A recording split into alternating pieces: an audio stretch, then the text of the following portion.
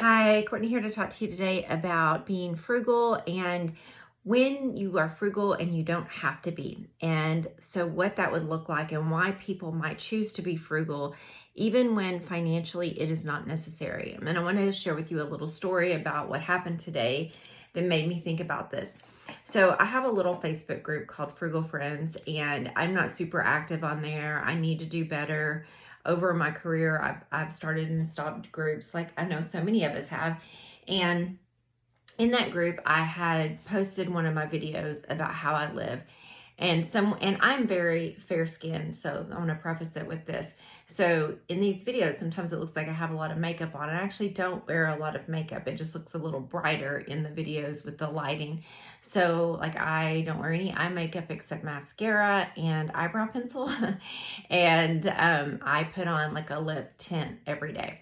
So because I'm blonde, or not blonde haired, I've got dark blonde hair or gray and light brown hair and blue eyes and fair skin. You can really tell my makeup. So someone said on the Frugal Friends group, you could be more frugal if you didn't wear heavy eye makeup and lipstick. And I just thought that was one of those kind of backdoor compliments where they're really not complimenting you. They're just kind of, and it wasn't a compliment at all. It was just kind of mean, to be honest. And I thought about a lot of people just assume that I'm frugal because I have to be, and that's not the case. And so I kind of even realized this, and my husband laughs at me a lot. Like, we're very financially comfortable. um, Especially we live in a very low cost of living area and we are financially comfortable. And so I could go buy myself a brand new car right now if I wanted to. I'm not bragging, but I could go do it and pay cash for it because I'm a saver. And but I haven't always been that way. So I thought it might be interesting to talk about like why people are frugal even when they no longer have to be, or they do it for other reasons. And for one thing, I don't want to run out of money. I don't want to be wasteful. So number one was because of environmental reasons, not taking more than you need, not using more of the world's resources when it's not necessary.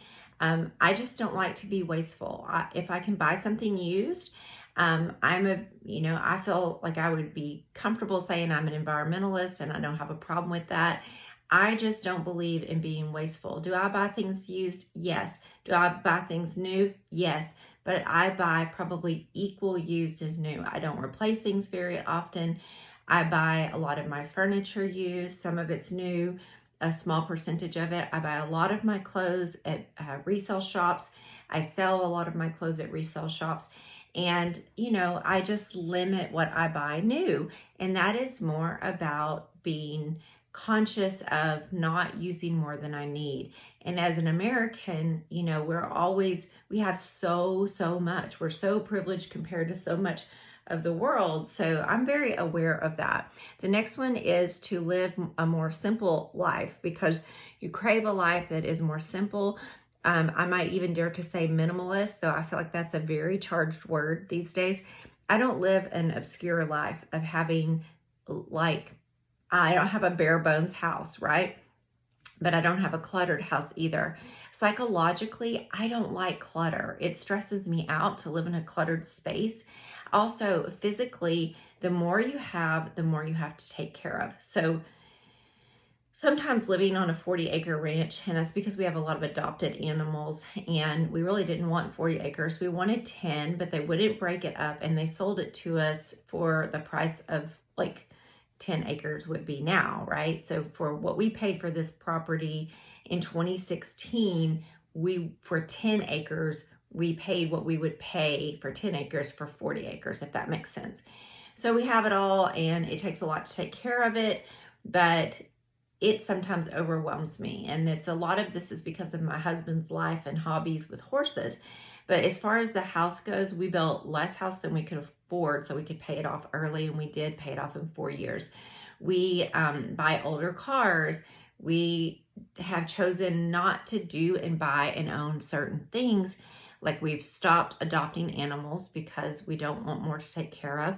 It is more expense, and it is more, you have to have more shelter and things like that. So there's a lot of reasons, but less stress is also rooted in simplicity, and frugality is tied to simplicity. But it doesn't mean you don't always spend money. So like right now, my husband needs a pair of new farm boots. He found some on Craigslist, and it actually was one of our customers for $50. They were $150 boots. We went and tried them on. They were too small. He didn't buy them. So we will try to find something used if we can, but if not, he'll go spend the $150 on a new pair that he'll use for years. So being frugal is not always just because you don't have the money. It's just because you're trying to be wise with the money that you do have. And the third one would be religious or spiritual reasons. So I've talked about this before. My heritage is Native American. That's probably the part of my heritage I know the best. We just got back from the Cherokee Nation visiting, and there's very much the clan that I belong to was the Potato Clan, and they were very much the keepers of the land. And so just that runs deep in me, and I don't know that it was ever taught to me so much. I learned about a lot of this later in life, as far as like, here's the knowledge, I'm teaching it. I picked up on it more watching my grandmother on my dad's side. Even though we weren't like emotionally close like I was to my grandmother on my mother's side, both of those ladies taught me a lot. Being raised in the Depression, my grandmother on my mother's side raised me. They cooked they cooked all their meals. They grew a lot of their own food. At least my dad's mom did, the one that was Cherokee. They sewed a lot of their own clothes. They didn't like upgrade all the time. Like they had a couch, they took care of the couch. Like I do not remember at any time in my life, they were alive, my one grandmother until I was in my 30s, one grandmother until I was almost 40, and the other until I was in my early 20s. They had the same couch my whole life. Literally the same couch, the same washer and dryer. Like they didn't upgrade for a new one. They only got something new when something else was broken and not repairable. And they both died pretty comfortably financially. It was just more of a value to me. And so part of that is what I would believe is a spiritual path as well. So sometimes we're frugal because it's a spiritual path not to be wasteful. And so when that lady said something to me about my makeup, I thought, well, the first thing I did was delete her comment and block her out of the group, because I'm not going to have anybody picking on anybody in my group or being hateful.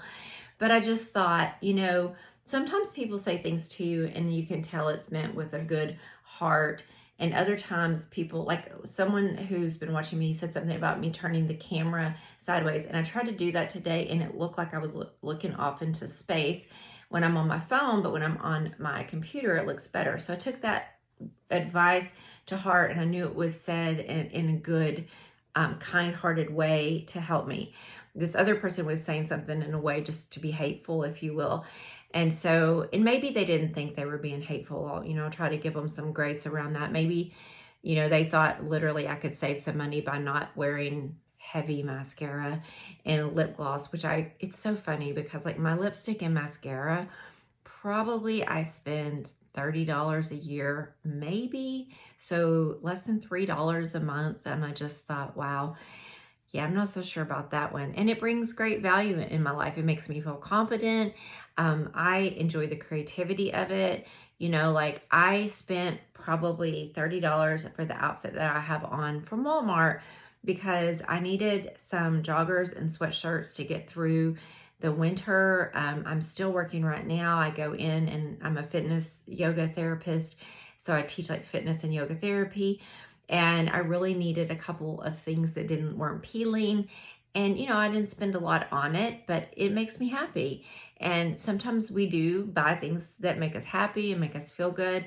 It doesn't mean that we don't ever spend money and enjoy it. Like I worked really hard. My husband and I've saved a lot.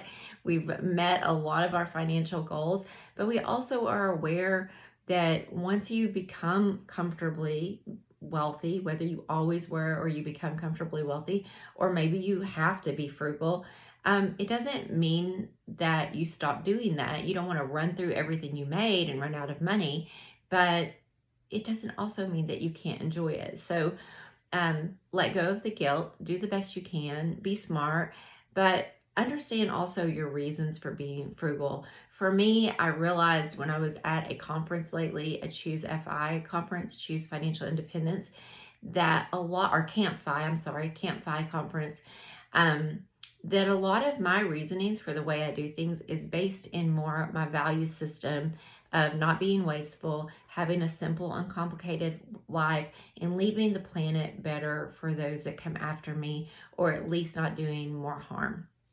I hope this has been helpful and insightful. Thank you so much for being here. And please, if you like this, give it a thumbs up and subscribe. Bye-bye.